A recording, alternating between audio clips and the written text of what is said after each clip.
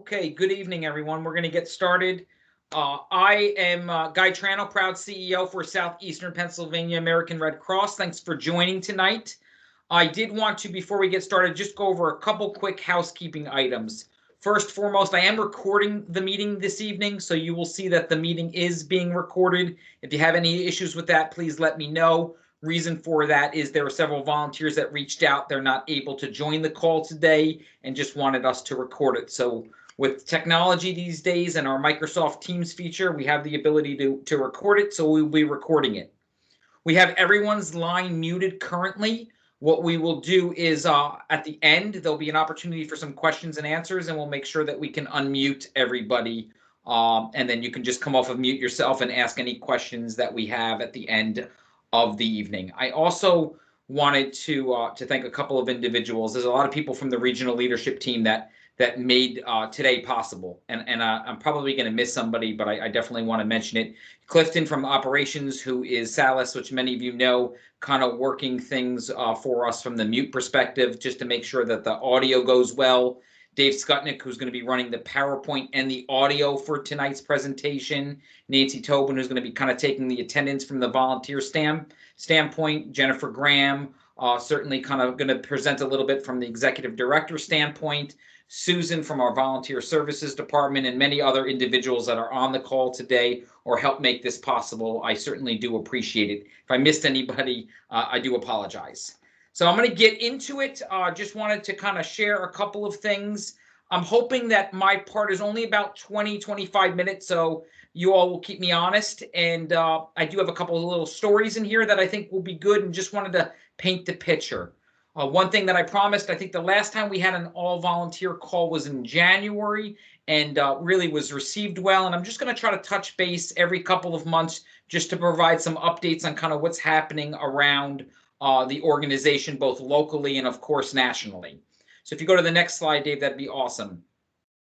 I'd love to start off with the Red Cross mission. It's why we've signed up. It's why we're on board from a volunteer or paid perspective. It's powerful. It's so short too. Sometimes you see mission statements that are paragraphs and paragraphs long. This one's not. It's shorter, which makes sense. American Red Cross prevents, alleviates human suffering in the face of emergencies by mobilizing the power and the volunteers and the generosity of donors. And that's donors of either their time, their blood, their money, all those resources. And 90% of the organization is driven by our volunteers, and certainly want to thank you for that. And for certain, if you go to the next slide, Dave, it is also, just to kind of tee it up, I think many of you know, is March is Red Cross Month. So every year for almost 80 years, the President of the United States has proclaimed March as Red Cross Month, to honor individuals who provide help and hope through our life-saving mission. And that's great. And President Biden this year also proclaimed that. So it's just a nice thing to have as a note. I'll also make mention, if you're following on the slide deck along, those pictures were just taken by actually Clifton Salas, our COO for the region, and they're new. They're around City Hall and Love Park. What's nice about them, if you remember, and some of you spent a lot of time in the city in the past, they were white. So we actually ended up kind of making them brand new banners that are out there. They're literally brand new. And we'll use this for the next couple of years, but it really pops, and I like it. So if you notice, they're black, and obviously with our logo in the middle, it really sticks out. So again, if you go around City Hall and, of course, Love Park, you will see that in the city of Philadelphia. I'd also want to make mention of one other thing, which is ironic. Is last year, we had the white flags that went on there. And if you remember, this is the month, a year anniversary when the world went down into lockdown through what is going to be a pandemic, a national global pandemic that we're facing, and kind of still, I wouldn't say in the middle of it, I would like to say the tail end of it, hopefully. But these banners are up there typically for a month. Because of what happened last March, they were actually up there till like late July and August. So we got a little bit more exposure, which was a good thing. So next slide, Dave. Just wanted to share Red Cross Month. And it's certainly a year like no other. I think that's an understatement. There's a quote there, and it certainly really has been a year like no other. We've gone through a lot, obviously coping with a global pandemic. During this time, we've seen record-breaking disasters. Through our hurricanes, we've seen the greatest number of disasters ever to strike the country in a single year. And I think if you go to the next slide, Dave, that actually explains it a little bit more. And just look at that, all the name storms that are out there and all the information out there. If you want to take it a little bit step locally and just to kind of share it with it, but a couple of stats I'll just point out there. We spent more nights in hotels than ever in the last decade, and that's obviously because we as an organization had to adjust to the pandemic for it. We saw more than 53,000 mental health and spiritual care contacts during the disaster, and perhaps approximately 80% calling the center for support. So certainly we were there. If you look at that map in there, if you go to, I just want to make sure that I'm following along. If you go to that map, you'll actually see in our area, Hurricane Isaias actually made the map. So certainly you heard of the wildfires and you heard of all the hurricanes down south, and we went through every single name in the English dictionary and started doing the Greek alphabet, which was outstanding. But Hurricane Isaias was most impacted in our area. Many of you that are on the call were deployed, in our local region for a while. So lots of different things happened with 30 named storms, hurricanes that hit, and then we also felt that impact here. Several volunteers on the call also deployed, and we thank you for that, but also thank the ones that stayed behind to help kind of hold the region up standpoint. If you go to the next slide, Dave, that'd be great. So again, we definitely met the disaster challenge, and this is more non-local, but overall, 1.4 million overnight stays. That's craziness. And that's obviously because, fortunately, because we were in a pandemic, hotels were suffering. So we had the ability to actually house them for the safety of the clients, but also the safety of our workforce. Some of you deployed, you got single hotel rooms for the first time in a very long time because we had to adjust that way. I love the bottom left, worker safety. While we did that, less than 1% of all of our deployed workers reported infections. You're talking about tens of thousands of employees, staff, volunteers that deployed, and yet the working safety by providing them the PPE equipment all worked out. Over 21,000 Red Cross volunteers were deployed, both in person and virtual. I will tell you, virtual deployments became a thing, and of course, we're going to do a lot more in person as things go on, but there will always be, in my opinion, an element of virtual deployments from this. We've learned to work remotely. We've learned to, deliver the mission remotely, and I think that will happen. And if you go to the next slide, it tells certainly the story.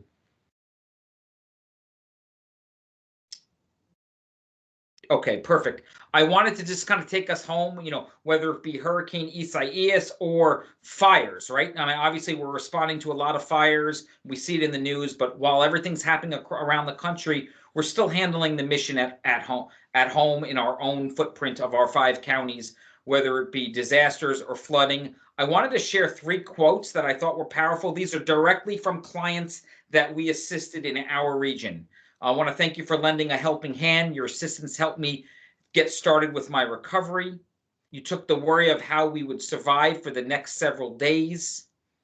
We are immensely thankful for the assistance we received, and just on with it. And I wanted to kind of share one more story, and I was able to talk with this individual Tuesday night, Melissa, who was a local resident of Philadelphia, who was impacted by a house fire. And not only our DAT responders helped her, but our caseworkers, spiritual care, mental care. She almost covers it all. She was a beautiful and unique individual. So I wanted you to take the next 2.5 minutes to listen to her story.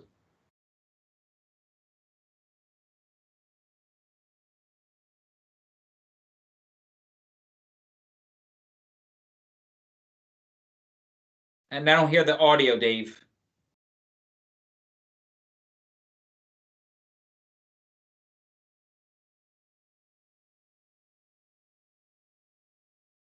Still no audio. Clifton, are you hearing audio?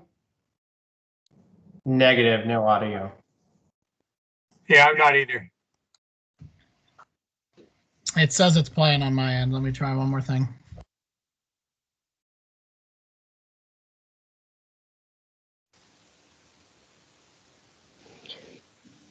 we can't get it, I might be able to. Before you actually share it, you need to click that little box. So that, Yeah. Here we are. you got it. I'm 29 and a resident of the West Philadelphia area. My experience with Red Cross has been amazing. It was my first experience with them, but hopefully it's not an experience that I would want to repeat. But I would have to say that for it being something that was so like difficult for me to go through, I honestly feel like they made it super easy, super convenient. From literally from start to finish, I've had someone. So basically, the electric box is on my porch caught on fire. And I live on the 3rd floor of an apartment building. So there was no like major damage to our building because we were able to get out before a lot of damage was done. But the damage that was done caused our apartment building to lose power, heat, and I could not stay in my place. It was filled with smoke fumes. And I also had my pet cat here. I didn't feel comfortable leaving her here. And the firefighters, it was like right after a blizzard at the time, and it happened in mid-December. And a lot of like the hospitals and emergency staffing were like really limited. Like even the firefighters were like, usually we would have this stuff set up for you, but like we'll put you in contact with someone at Red Cross. And I was like, okay, great. Within minutes of me even contacting them, a caseworker contacted me back, asked me all the information about what happened, made sure, it aligned with what the police standards said, and they asked me exactly what I need. They went through a very easy and efficient process. I didn't feel overwhelmed. And then as soon as they got the information that they needed, it wasn't even long to wait to even get the resources that I needed. So fortunately for myself, I had renter's insurance, so they were able to cover a place for me and my cat to stay safely. But I wasn't able to take anything with me. So I had no clothes, no food, no toiletries. Like I had no heat, no power. So I didn't want to take anything out of my apartment. And Red Cross was so amazing. They were able to give me emergency funds literally within minutes. Just like getting my information, it went straight to my PayPal, went straight to my card, and I was able to get everything that I needed within less than 24 hours and was safely settled by the end of the night. And that was largely due to just their kindness, their efficiency, they're reacting very quickly, but then, making sure they got pertinent information that was, important to me in the situation. And it was like just super convenient to be able to not have to wait and be in that state of stress or worry to not know when you'll be able to get food or clothing or somewhere to be housed. They were just like really great and making sure I got everything that I needed. And they offered mental health services. They checked on me regularly. Like I felt really supported and really guided through that process. Like, and I didn't even know that was a resource that was available to me to even have to begin with. So I was just really grateful that they were referred to me, and they've been great throughout this entire process. I am happily back home now with my cat. And I just wanted to say thank you all for the amazing work that you do. Thanks, Dave, for sharing that. I will tell you, Melissa, so I want to thank the Disaster Cycle Services Department, specifically the Recovery Department, Sabangale, who many of you know has been with the Red Cross for a long time. She actually, I reached out to her, and she actually produced 2 or 3 people that would be good people that they just, assisted and were comfortable being on camera.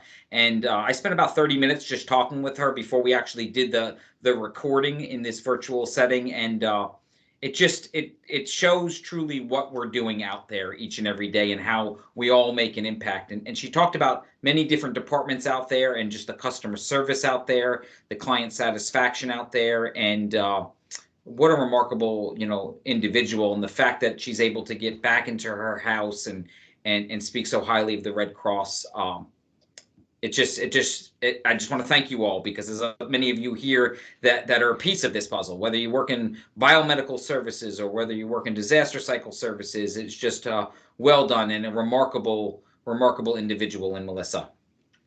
If we go to the next slide, thank you.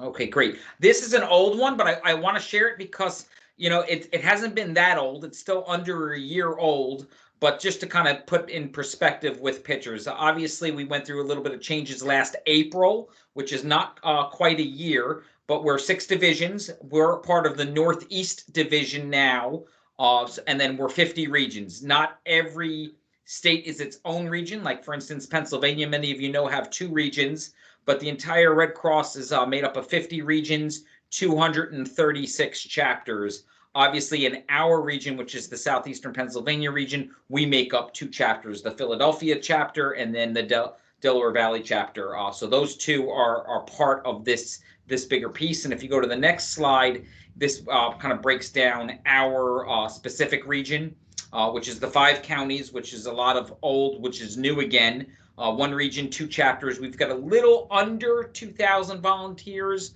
My projection is we'll probably be a little over 2,000 volunteers by the end of the calendar year. So kind of making strides with recruiting individuals. We're always recruiting individuals. So whether or not you know somebody that might be interested in that, there's certainly virtual opportunities, and there'll be also opportunities to volunteer non-virtual that I'll speak about a little bit later. And of course, as we near the end of this pandemic, there'll be certainly a lot more opportunities.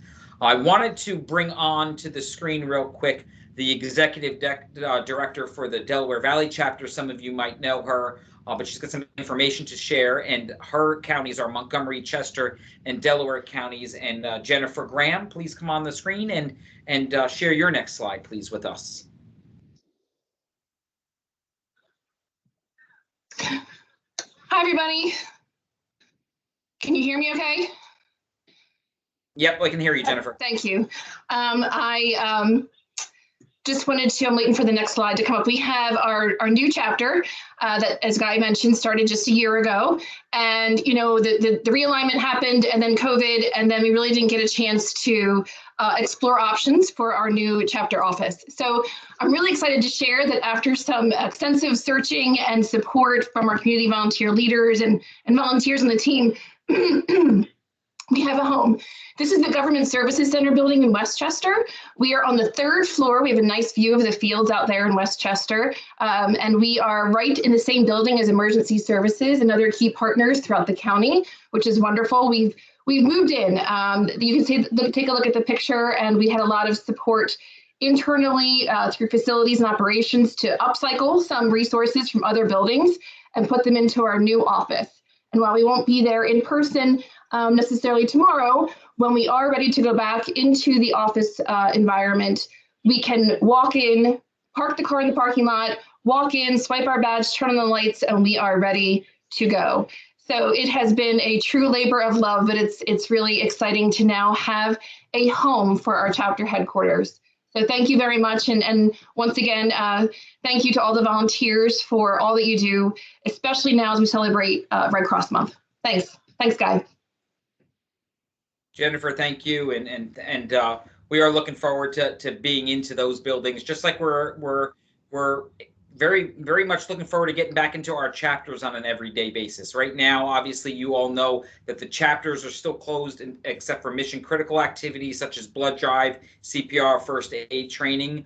But I will tell you, I was just talking yesterday with a couple people from NHQ, specifically our president, Harvey Johnson, and that did come up, that very point of when things are going to be opened up. And he is on a task force with a couple of other individuals, and they're going to be sending something up to Cliff and ultimately Gail's office just to kind of talk about what the plan will look like for reopening. I will tell you that, and it always has been, and I'm proud to be part of this organization, safety has been its top priority. And it continues to be. There was talks in October when the numbers were going down about possibly doing it, and then we stood the course, and there was a big spike in November and December, and obviously things are looking better now. But my anticipation is that we should hear news over the next couple of months on what the plan will look like, and I think the top priority right now is getting individuals vaccinated, and I'll talk a little bit about that later on.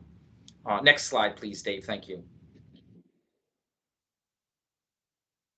Okay, so then I wanted to talk about 3. So normally we would do this in person at Disaster Cycle Services meetings. Every year they go through a process of nominating individuals for awards within the Disaster Cycle Services Department, and there are also divisional awards that go up to national.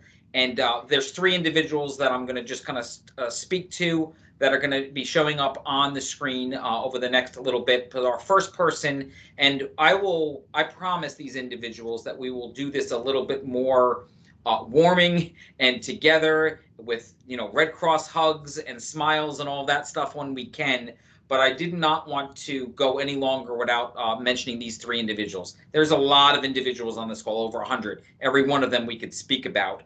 But these were nominated by either their peers and or Red Cross workers and or divisional counterparts, just to recognize these individuals. So Will Dobnik on the screen right here. Many of you know Will. I will tell you, I personally was at his house, I guess it was a couple months ago, taking a picture for the Celebration of Volunteers event.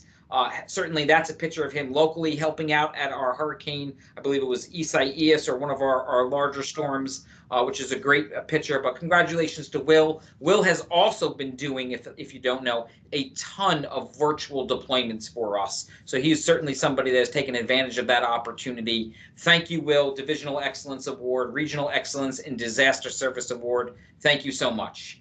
If we go to our next slide, another familiar face that many of you know, again, nominated by her peers, is Kathy Jensen, being nominated for the Presidential Award for Excellence. Kathy not only works in this division or this region, but also works out in the Central Atlantic Division, helping others, has also been on deployments, and a remarkable individual to talk to, a coach, a mentor to many, and just a great presence to be around. And certainly congratulations to Kathy and all the work that she does. And I will tell you that if you brought her on the screen, and I know she's on the call today, she'd thank her entire team and not her. So certainly thank you, Kathy, for all that you've done. And last but not least, who's been nominated for our Hasmiller Award, which is one of the larger disaster awards that we give out every single year, is Janice Winston. And a couple of unique things about her. If you don't know Janice, you've been living under a rock. So she not only impacts this region and not only impacts this division, which is the Northeast Division, but she also works on two other divisions, the Central Atlantic Division and then also the Swarm Division.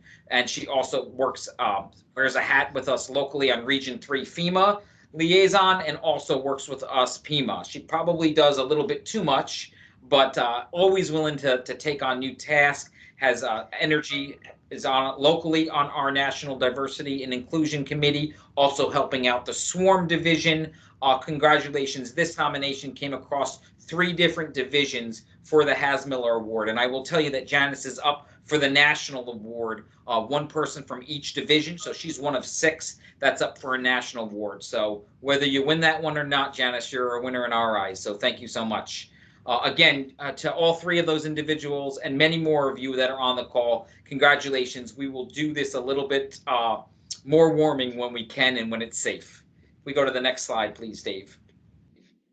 I'm going to try to get done in 8 minutes. I think I can do it. So get ready to move your screen, Dave, for us. But blood services, I want to talk a little bit about that. Obviously, collecting over 114,000 units of blood just in our 5 counties. We host over 5,000 blood drives a year. February was a very difficult month for the blood services region of SEPA. In fact, they've lost nationally, we lost over 21,000 units of blood, locally 3,000 units of blood. It's like losing almost 4 or 5 full days of blood collections because of the storms. So you'll see that a lot out there, that they're plugging the organization. Remember, $2 billion of the $3 billion business is in biomedical services. There's no replacement for blood or blood products. So when our supplies go down like that, we rely on the generosity of donors. So the word's going to get out there a lot more to make up those thousands of units that we lost because of the weather. I'm going to go on record. I don't think we're going to lose any more for snow, at least in March or April. So I think we've had enough. I think we paid for it this winter because I think we had maybe a total of 1/4 of an inch last year. And I think that we exceeded that far some. We're good for 2022, I'm going to predict. But wanted to share that story about blood services. And if we can go to the next slide, that would be wonderful. Southeastern Pennsylvania, a couple of local things that we've done I wanted to share. Martin Luther King Day of Service. The Local Diversity and Inclusion Committee hosted a blood drive in our biomedical services building, 140% of goal. And then another unique thing that was kind of sponsored by really our communications department, our diversity and inclusion committee promoted it as well. Really a nice thing that we did for Black History Month, which was just a couple of weeks ago. We ended up highlighting staff people and volunteers to kind of blog things. 3 volunteers that, I don't know if they're on the call today, but 3 volunteers that did submit blogs was Omar Touri, Dr. Marjorie Brewer, and Tracy Howard, as well as some other staff people. They did a blog on what Black History Month means to them. Again, if you go onto our Red Cross local page, the blogs are up there. The password's there. I'll share that with you all, but not the password, but the link, and you should be able to see that. Great opportunity that the communications department did. A lot of help from the bloggers putting it in, but guest bloggers for the month was a great idea just to kind of highlight what Black History Month was for them. I read all of them. They were deep, they were real, and it's definitely worth a read if you have some time. If we go to the next slide, that'd be great. So speaking of diversity and inclusion, I'm not going to read the whole thing just in fairness of time. I can certainly share the deck afterwards, but Gail McGovern, and that's actually a picture of her. Dave, I didn't realize it, but it is. A picture of her is about fulfilling the mission, not just with paid, but with our volunteers, our entire workforce, about remaining a trusted organization and the forefront of diversity and inclusion. She is making this a top priority, as many businesses are, to fulfill the mission to ensure that the organization represents diverse populations that we serve. If you go to the next slide, it'll be a more of a local approach and an opportunity for you all. We're doing a lot locally with our sickle cell campaign, with Latino engagement. It's a couple of local pictures that are on these slides. I will also tell you that there is a local diversity and inclusion committee part of our region. Myself and Jennifer kind of work together for it, the 5 counties. They meet every other month, but there are activities like the guest blogs, like the blood drives, like just enhancing the communities and educating places. If you're interested in joining the Diversity and Inclusion Committee, you can send either myself an email or just probably myself would be the best. I can get you in contact with the committee. They're always looking for individuals. And it's not just our Black and diverse markets, but we're trying to expand to the LGBTQ communities. We're also doing things with the Mexican consulate, we're forming allies groups. So there's a lot of opportunities that we are, and we can be as creative as we want. So if you're interested in joining the committee, there's an opportunity to join. If you go to the next slide, please, Dave. And we're doing a lot around missions. So you will notice that certainly while our chapters remain closed, and only open for mission critical things, we are, like blood drives or training services, we are starting to do more COVID mission activities. And if you look at it, that's a slide that I stole from the Northeast Division.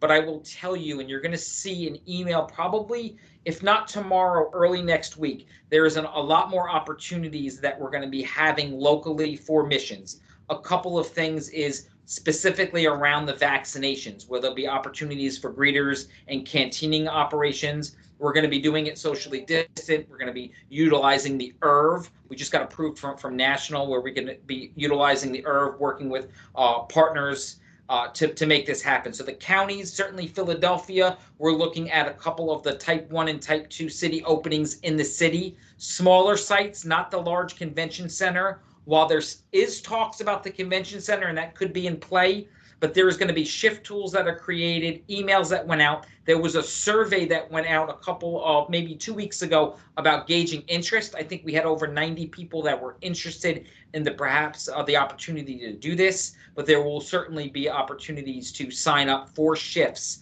specifically in the months of March and April. So you'll see more of that to come, and as well as some local feeding mission opportunities that we're going to be doing, if not in March, in other areas. So Delaware and Philadelphia, the 2 counties, but us having such a small footprint of just 5 counties and being able to get to a lot of places, we're going to be opening up these opportunities for more mission, specifically around vaccines and some feeding missions, very quickly. You're going to probably see something, I'd say, by next week. If we go to the next slide. I'm at 6:30, but I'm thinking less than 5 more minutes. It's like 2 or 3 more slides, and then we'll open it up for some questions. Regional event calendar. I want to just plug this. I tell you, I started personally using it a little bit more. If you go into your volunteer connection, which you always should, especially when you log your hours, that's another shameless plug that I'm always about, logging your hours for it. But if you go to the training services calendar, you'll see this meeting on there with the link. And we're trying to be more conscious about feeding as much information as possible onto the calendar so you can get your links or sign up for some of these opportunities you have to sign up for, but it's out there. Get in the habit of getting into volunteer connection, which I'll speak to it on the next slide for opportunities. If you want to go to the next slide, Dave, that'd be awesome. While I bring up my cheat sheet.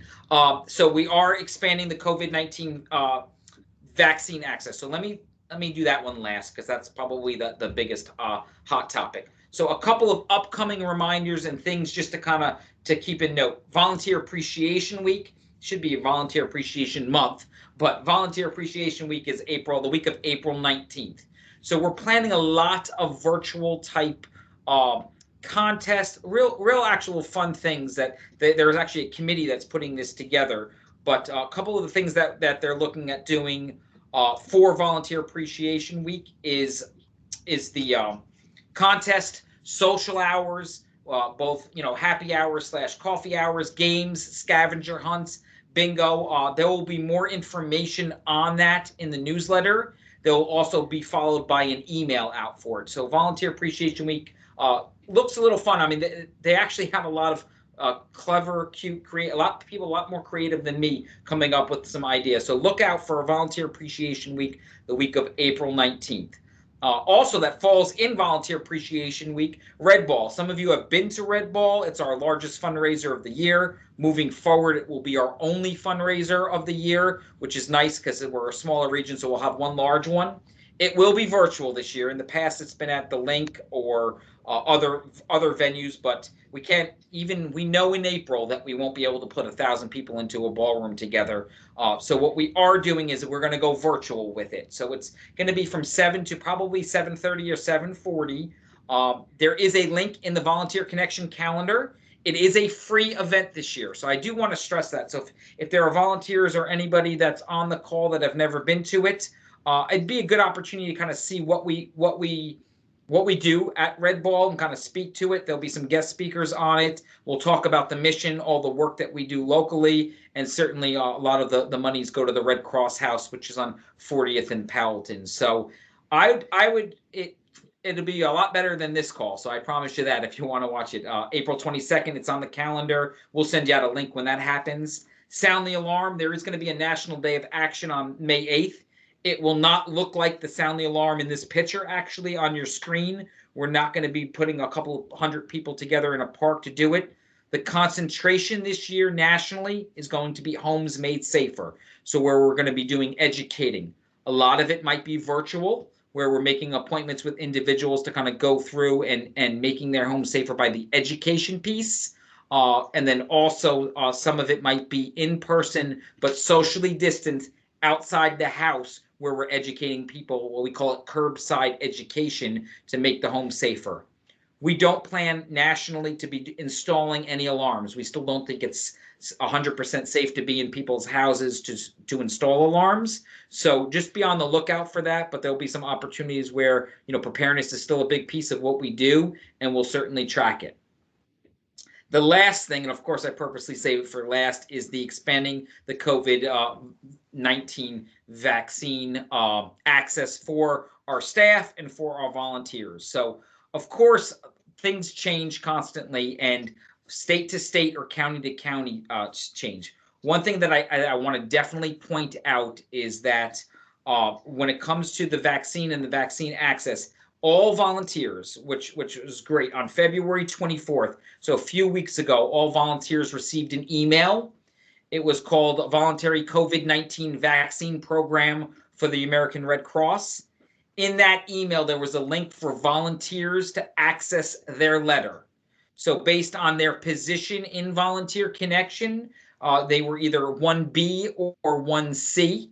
Previous to that, some people might have, mostly the biomedical individuals, might have gotten a letter for 1A. But irregardless, that everybody has access to getting the letter of 1B, 1C that you might or might not have to present when you make your appointment. I stress upon it, it's not mandated for anybody to get a vaccine. We are strongly encouraging individuals to get vaccine. Locally, things have started really expanding greatly. If you've heard on the news, the convention center, it's only for Philadelphia residents, but they're doing the mass sites partnering with FEMA. I think that the supplies over the next couple of weeks and months are going to grow tremendously. The opportunities are going to be out there. So I encourage you to make your appointment. You do fall as a volunteer no lower than 1C, depending on what role you are in. So I just want to make sure that that's clear. I'll open it up for some questions there as we might have it. If you've accidentally deleted the email, no worries. You can still access it in your profile in Volunteer Connection. So if you just log into Volunteer Collection, click on your My Profile towards the top left of the page opens, and you'll see you click on Notes and Communications, which will get you, which is like second from the top. Anyway, bottom line is it's there for it. Go into Volunteer Connection, My Profile, you can find it. Certainly reach out to your supervisor or anybody, we can walk you through it. Again, my experience with some volunteers is some places ask for it, some places don't ask for it. But by no later than 1C, all Red Cross volunteers will be able to it. The key is, and I can speak from experience, the key is getting onto your local sites, whatever county you're in, signing up, and then trying to really secure that appointment. You could certainly bring the letter or ID. Some places ask for it or not. I find that the biggest trick right now is to truly get the appointment, and then then that form will help if you need it. But go out there, I do think over the next couple of weeks it's going to be a lot easier. If we go to our next slide. Okay, so of course I want to thank you for your time. It was 37 minutes, so not too bad. And I hope that some of this information was helpful. I do want to open it up for questions. So we can do this one of a couple of ways.